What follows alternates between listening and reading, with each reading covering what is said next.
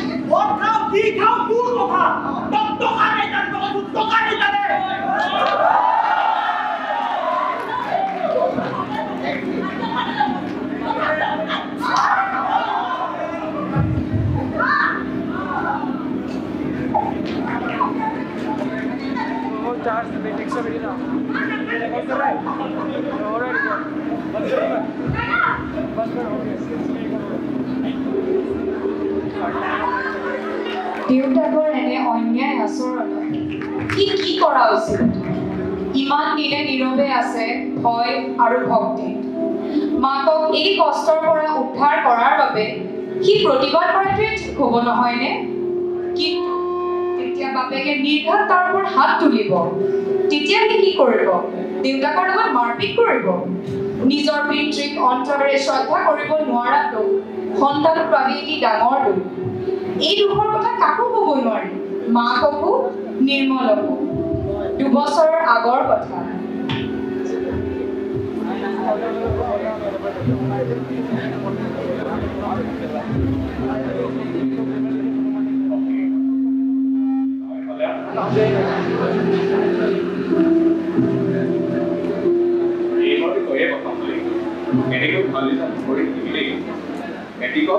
আমি তোৰ পৰা বহুত আশা কৰিছো, পাৰিবি নহয়? ঐ তহঁতি হাত চাপৰি নহয়, ঠিক কিবা এটা তই আমাৰ স্কুলৰ বাবে এটা জুৱেল বুজিছ? কি হ'ল জুৱেল মানে বুজা নাই? জুৱেল মানে মুকুতা গাধ।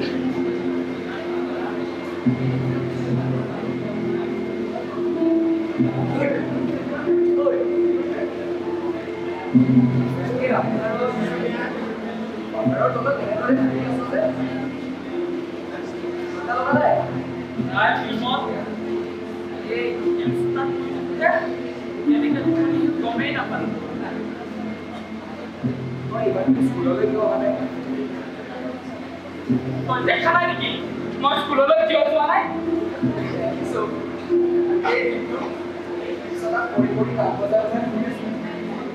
মই দিনটো শুই থকা নাই নহয়।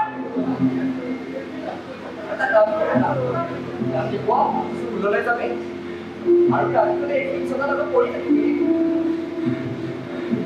মোৰ আৰু পঢ়া শুনা কৰা সামৰ্থ্য নাই নিৰ্মল।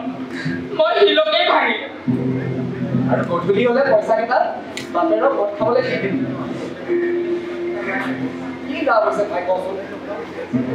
গোটেই দিনটো কষ্ট কৰি পইচা ঘটো আৰু গধূলি হোৱাৰ লগে লগে দেউতাৰে পইচা কেইটা কাঢ়ি লৈ যায়। চা ভাই, মই এটা কথা কওঁ, বেছি পইচা মানে বেছি মদ, আৰু বেছি মদ মানে বেছি উৎপাত। মই পঢ়া শুনা কৰিব নোৱাৰো। ঘৰতো ইমান সমস্যা চলি আছে আৰু পঢ়া শুনা কৰি কি লাভ আছে কচোন? জীৱনত কেৱল তোৰে সমস্যা নাই নহয় অসীম। তইতো জানই মই যে দেহত এক দুৰাৰোগ্য ৰোগ লৈ ঘূৰি আছো। কাইলৈ মই লৈ থাকিম তোৰ বাবে স্কুলত। তোক নেদেখিলে মোৰ মনটো বৰ বেয়া লাগে। হ'ব দে, তই এতিয়া ঘৰলৈ যা, তোৰ কাৰণে তোমাৰ ৰৈ আছে। ঠিক আছে, যাওঁ দে।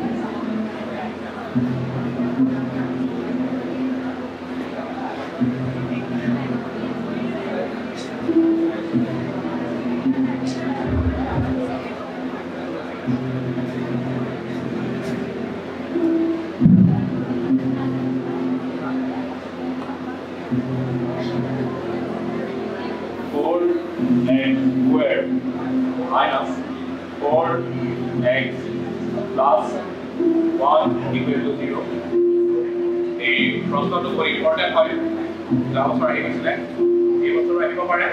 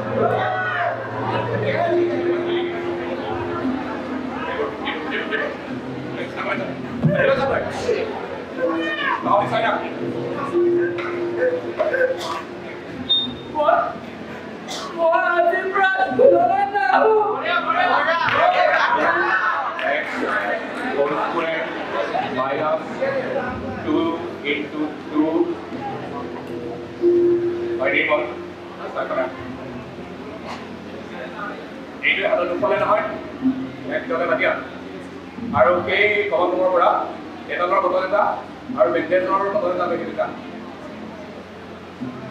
আৰু আপুনি এই পেলাটা আপুনি দিবি নম্বৰ দিব নহয়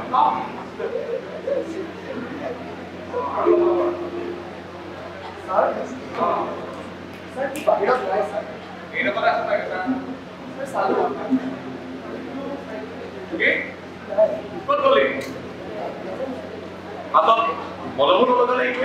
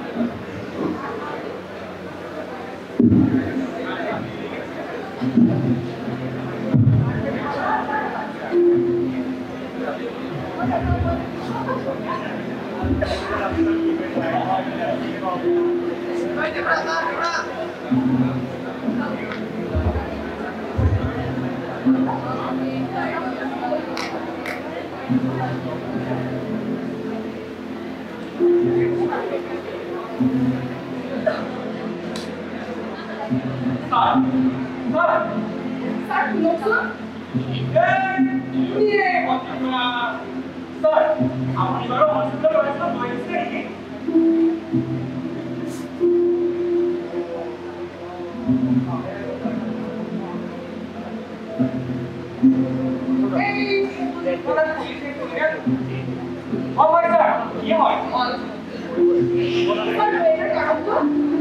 কি বস্তু গম পাই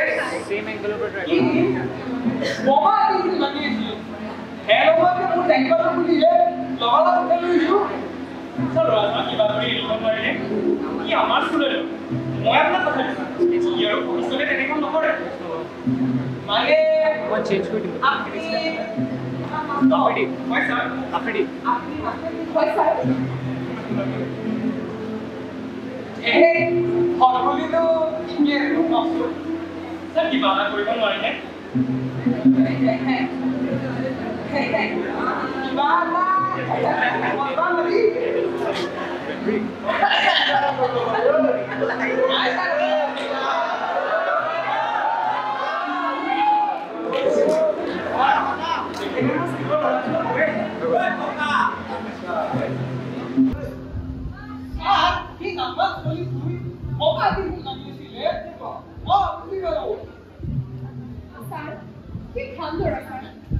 ঘৰৰ অৱস্থা পাতি বেয়া কাৰণেহে আজি কি একো কাম কৰিবলগীয়া হ'ল কিন্তু ছাৰ আজি আমি এটা কথা দিছোঁ ছাৰ ভৱিষ্যতে এনেকুৱা কাম কেতিয়াও নকৰে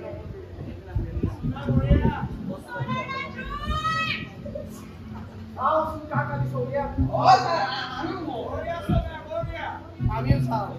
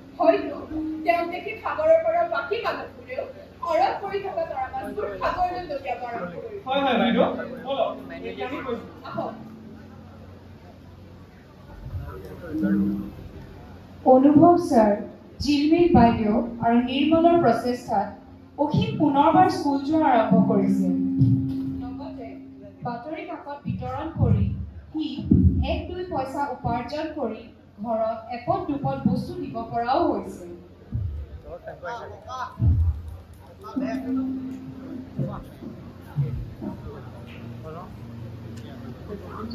লগতে বাতৰি কাকত বিতৰণ কৰি সি 1-2 পইচা উপাৰ্জন কৰি ঘৰত এপদ দুপদ বস্তু দিব পৰাও হৈছে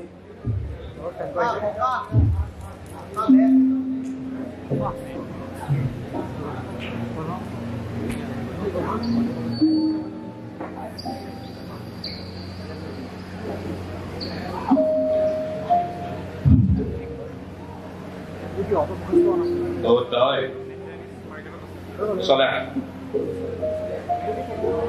স্কুল এৰি কিয় গৈছিলি কাঠৰ স্কেল কাঠেৰে মৰা কাৰণে স্কুল এৰি গলি আমি তহঁতক কিয় মাৰো ভাল মানুহ হ'বলৈ ভালকৈ পঢ়া শুনা কৰিবলৈ ভাল মানুহ হৈ সমাজত এজন প্ৰতিষ্ঠিত মানুহ হিচাপে মূৰ দাঙি থিয় হৈ থাকিবলৈ এইবাৰ স্কুল এৰি নাযাবি যা তই বোলে ৰাতিপুৱা আজিকালি বাতৰি কাকত দিয়া আৰম্ভ কৰিছ হয় এটা কাম কৰিবি মোৰ ঘৰতো এখন অসমীয়া আৰু এখন ইংৰাজী বাতৰি কাকত দি থৈ যাবি পাৰিবি নহয় যা তাহাঁতৰ ক্লাছ আৰম্ভ হ'ব এতিয়া মই গৈ আছো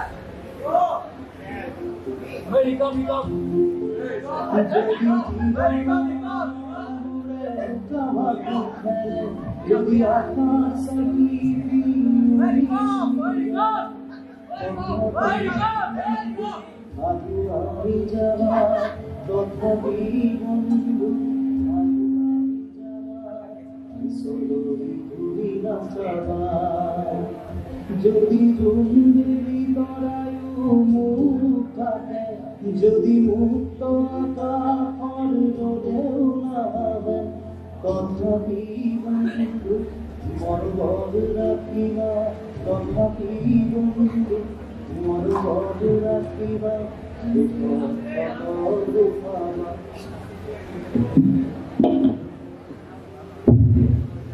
ছাত্ৰ ছাত্ৰীসকল আমাৰ বিদ্যালয়ৰ বাবে এটি অতিকৈ সুখবৰ আহিছে আমাৰ সকলোৰে মৰমৰ নিৰ্মল কলিতাই অসমৰ ভিতৰত তৃতীয় স্থান দখল কৰিছে আৰু অসীম ডেকাই সপ্তম স্থান দখল কৰি বিদ্যালয়ৰ লগতে গাঁওখনলৈও সুনাম কঢ়িয়াই আনিছে আমি দুয়োকে অভিনন্দন জনাইছো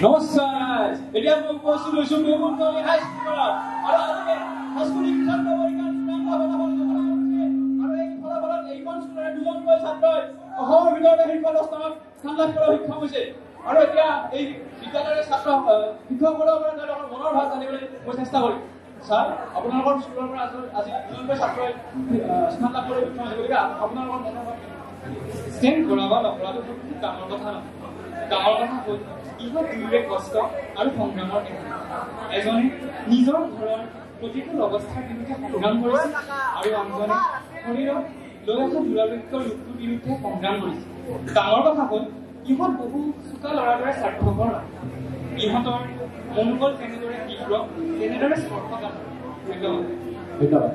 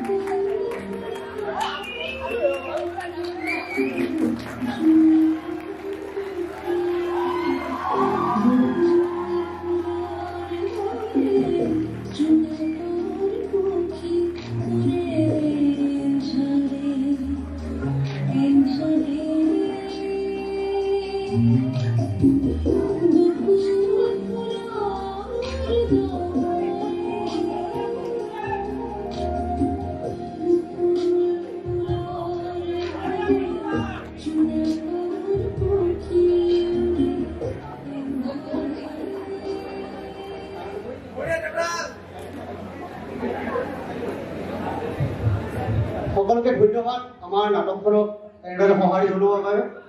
মই মোৰ মুখা ক্লাব লগতে মোৰ বকুল ফুলৰ দৰে দলটোক বহুত ধন্যবাদ জনাইছোঁ। আমাৰ বহুদিনীয়া সপোন এটা আজি আপোনালোকৰ সন্মুখত পূৰণ হ'ল আৰু মই মোৰ অনুচকলৰ বাবে যে ইমান ধুনীয়া অভিনয় কৰি মোৰ নাটকখনক সফল কৰিছে, মোৰ মুখা ক্লাবৰ নাটকখনক সফল কৰিছে, তেওঁলোকৰ বাবে এটা হাত চাপৰি বিচাৰিছোঁ।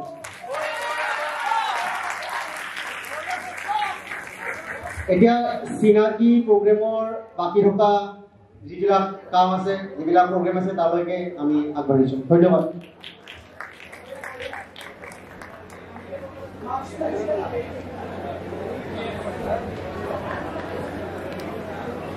Thank you.